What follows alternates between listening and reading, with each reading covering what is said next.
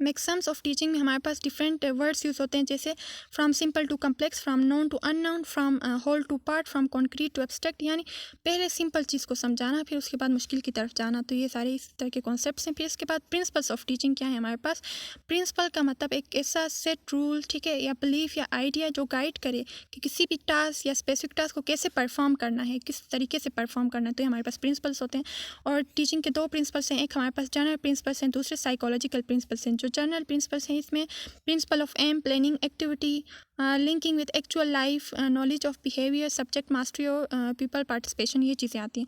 जबकि साइकोलॉजी में हमारे पास क्लासरूम का इन्वायरमेंट, स्टूडेंट मोटिवेटेड है कि नहीं है, मतलब उसके पास कोई पॉजिटिव इन्फोर्समेंट है कि नहीं है, फीडबैक उसके बारे में, ठीक है, self learning and creativity, remedial teaching, self expression, ये चीज़ें आ जाती हैं। फिर उसके बाद हमारा एक ब्रॉड टॉपिक है लर्निंग। लर्निंग सबसे पहले क्या होता है, permanent change in behaviour of an individual as a result of experience. Experience की वजह से किसी भी इंडिविजुअल के अंदर जो परमानेंट चेंज इन बिहेवियर आता है उसको हम लर्निंग कहते हैं। या ग्रोथ रिजल्टिंग फ्रॉम एक्सपीरियंस, यानी आपके अंदर जो ग्रोथ होती है टाइम के साथ, एक्सपीरियंस की वजह से जो ग्रोथ होती है, आप मेच्योर बनते हैं, तो उसको कहते हैं learning. Knowledge, skills and values acquired due to experience, या ऐसी नॉलेज या स्किल्स को एक्वायर करना ताकि एक्सपीरियंस के बाद, ठीक है, तो उसको कहते हैं लर्निंग। अच्छा, कैरेक्टरिस्टिक्स ऑफ लर्निंग क्या होते हैं। Learning is the relatively permanent change, relatively इसमें परमानेंट चेंज आती है in behaviour, life long process है। लर्निंग हम पैदा होने से लेके मरते दम तक हम लर्न कर सकते हैं, इसमें कोई उम्र की कैद नहीं है, ठीक है। अ यूनिवर्सल प्रोसेस, ये एक यूनिवर्सल प्रोसेस है। लर्निंग इस पर्पसफुल होता है और गोल डायरेक्टेड होता है। रिकन्स्ट्रक्शन ऑफ एक्सपीरियंसेस, यानी एक्सपीरियंसेस के ज़रिए से हम अपने आप को रिकन्स्ट्रक्ट कर रहे होते हैं, अपने आप को सुधार रहे होते हैं, या अपने अंदर चेंजेस लेके आते हैं बिहेवियर में। Teaching is a process, teaching एक ऐसा प्रोसेस है। इंस्ट्रक्शन हमें डायरेक्शन प्रोवाइड करता है, जबकि लर्निंग क्या है, एक चेंज है, ठीक है। लॉज ऑफ लर्निंग हमारे पास क्या है, ये एडवर्ड ली थ्रोनडाइक ने लॉज ऑफ लर्निंग दिए थे, 3 लॉज ऑफ लर्निंग दिए थे इन इस theory of trial error learning. Trial error learning की एक थ्योरी उन्होंने पेश की थी, उसमें उन्होंने लॉज ऑफ लर्निंग दिए थे। He formulated this laws in theory after a famous cat experience, यानी इन्होंने केट पे एक्सपेरिमेंट किया था, ठीक है। और उसके बाद 3 लॉज ऑफ लर्निंग इन्होंने पेश किए थे। प्राइमरी लॉज ऑफ लर्निंग हमारे पास लॉ ऑफ रेडीनेस, यानी पढ़ने के लिए तैयार होना, ठीक है। फिर दूसरा हमारे पास होता है लॉ ऑफ एक्सरसाइज, जो आपने पढ़ा है उसको प्रैक्टिस करना, अपने यूज़ में लाना, ठीक है।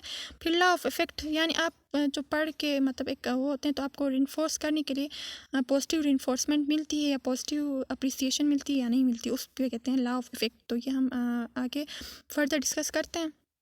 सेकेंडरी लॉज ऑफ लर्निंग हमारे पास law of primacy, law of recency, यानी जो हम अभी रिसेंटली हमने जो पढ़ा होता है वो याद रहता है। लॉ ऑफ इंटेंसिटी, यानी किस शिद्दत से आप पढ़ते हैं, कितने गौर से आप पढ़ते हैं, उस हिसाब से। लॉ ऑफ सेट एटीट्यूड, आप मतलब आपका एटीट्यूड क्या है, मतलब उसकी तरफ, ठीक है, स्टडीज़ की तरफ, इस हिसाब से। ये सारे लॉज सेकेंडरी लॉज हैं, जो कि इतना मतलब फर्दर डिस्क्राइब नहीं है, तो हम भी नहीं करेंगे। तो हम प्राइमरी लॉज की तरफ आते हैं। फर्स्ट हमारा था लॉ ऑफ रेडीनेस, तो the degree of preparedness and eagerness to learn, यानी किसी भी चीज़ को सीखने के लिए आप कितना प्रिपेयर्ड हैं, आपके अंदर कितना एक जुनून है सीखने का, ठीक है। Individuals learn best when they are ready to learn, जब इंडिविजुअल्स उस टाइम अच्छा सीखते हैं जब वो तैयार हों लर्निंग के लिए, ठीक है। And they will not learn much if they see no reason for learning, वो अच्छे से नहीं सीख सकेंगे अगर वो मतलब उनको रीज़न ही ना मिले अच्छे से, मतलब कोई रीज़न ना हो उनके पास, यानी उनका पढ़ने का दिल ही नहीं कर रहा होता, तो आप उनको ज़बरदस्ती नहीं पढ़ा सकते, ये है, ठीक है। लॉ ऑफ एक्सरसाइज क्या होता है, things that are more often repeated are best remembered, ऐसी चीज़ें जो आप रिपीट करते हैं डेली लाइफ में, जैसे नमाज रोज़ पढ़ेंगे, कुरान रोज़ पढ़ेंगे, तो ये लॉ ऑफ एक्सरसाइज है, मतलब रोज़ आप रिपीट करेंगे जो चीज़ें, तो ये बेस्ट रिमेंबर्ड होती हैं, अच्छे से याद होती हैं, ठीक है।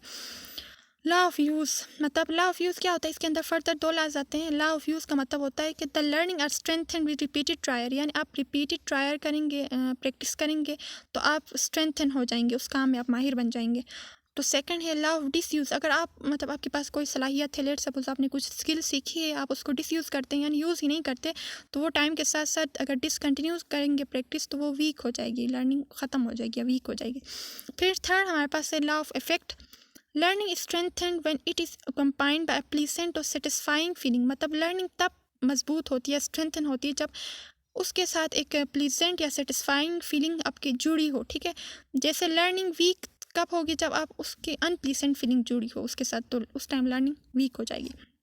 The emotional state of the learner effect the learning, जो इमोशनल स्टेट है या मेंटल स्टेट है या कोग्निटिव स्टेट है किसी भी इंडिविजुअल की, वो लर्निंग को इफेक्ट करती है, जो कि ऑपरेंट कंडीशनिंग में बताई गई है, जो कि हम आगे पढ़ेंगे। अच्छा, अभी theories of conditions of learning, यानी कंडीशंस ऑफ लर्निंग क्या होती हैं? तो the theory explaining the different types of learning require different type of teaching, मतलब डिफरेंट चीज़ को लर्न करने के लिए डिफरेंट टाइप की टीचिंग आपको करनी चाहिए, ठीक है। तो उसको हम कहते हैं कंडीशंस ऑफ लर्निंग। जो रॉबर्ट गेंग थे, उन्होंने सजेस्ट किए थे 8 different types of teaching for 8 different type of learning, यानी आपको 8 डिफरेंट चीज़ें सीखने के लिए 8 डिफरेंट टाइप की टीचिंग लाजमी होती है, करनी होती है। His theory is also known as Gagne 8 types of learning, Gagne hierarchy of learning. उसकी थ्योरी को गेंग 8 टाइप ऑफ लर्निंग भी कहते हैं और गेंग हायरार्की ऑफ लर्निंग भी कहते हैं, ठीक है। अच्छा, अभी जो हमारे पास एल्विन टोफलर थे, वो कहते थे कि जो 21st सेंचुरी के जो सबसे इलिटरेट होगा, यानी 21st सेंचुरी का इलिटरेट बंदा वो होगा, वो नहीं होगा कि जो नहीं पढ़ सके, मतलब जो नहीं पढ़ता या जो नहीं लिखता, ठीक है।